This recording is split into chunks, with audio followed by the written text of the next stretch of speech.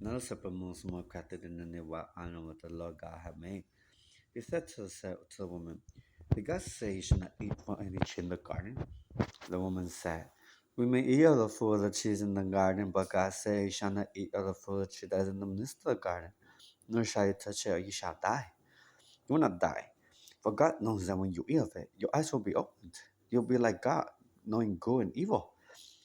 The woman saw that the tree was good for food, that it was a delight to the eyes, that the tree was to desire to make one wise. She took of its fruit and ate, and she also gave some to her husband who was with her.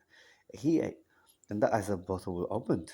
They knew that they were naked, and they sewed fig leaves together and made themselves loincloths for themselves.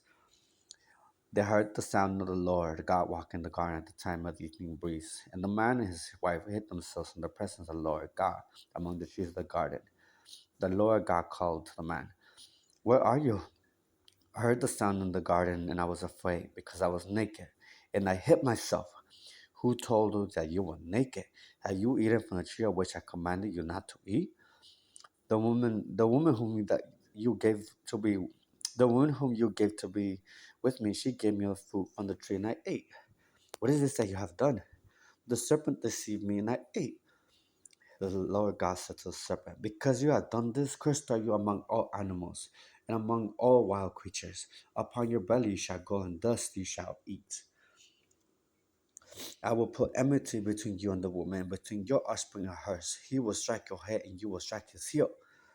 The woman, he said, I will greatly increase your pangs, your pain in childbearing. In pain you shall bring forth children, and yet your desire shall be for your husband, and he shall rule over you. Because you have listened to the voice of your wives, and have eaten of the tree about which I commanded you, you shall not eat of it. Cursed is the ground because of you. In toil you shall eat of it all the days of your life. Thorns and thistles it shall bring forth for you, and she shall eat the plants of the field.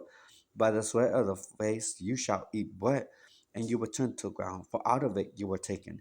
For you are dust, and to dust you shall return. The man named his wife Eve, because she was the mother of all living. The Lord gave garments of skin for the man, garments of skin for the man, and for his wife, and clothed them, loincloth made of skin. See that the man has become like one of us, in knowing good and evil. Now he might he reach out his hand and take also from the tree of life and eat and live forever. Therefore the Lord God sent him forth from the garden of Eden to till the ground from which he was taken.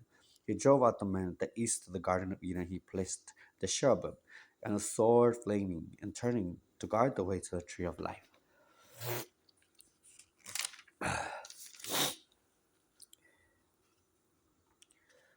Out of the ground the Lord had made to grow every tree that is pleasant to the sight and good for fruit. The tree of life also in the midst of the garden, and the tree of knowledge of good and evil. At the east of the garden of Eden he placed the cherubim.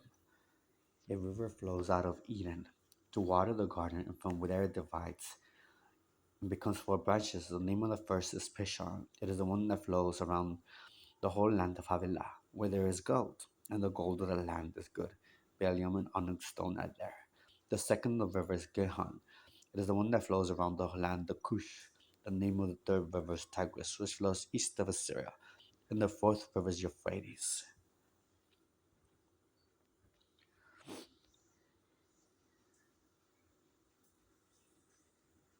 He drove out the man at the east of the Garden of Eden. He placed a cherubim and a flaming sword turning to guard the way to the tree of life. Now might he reach out his hand and take also from the tree of life and eat and live forever.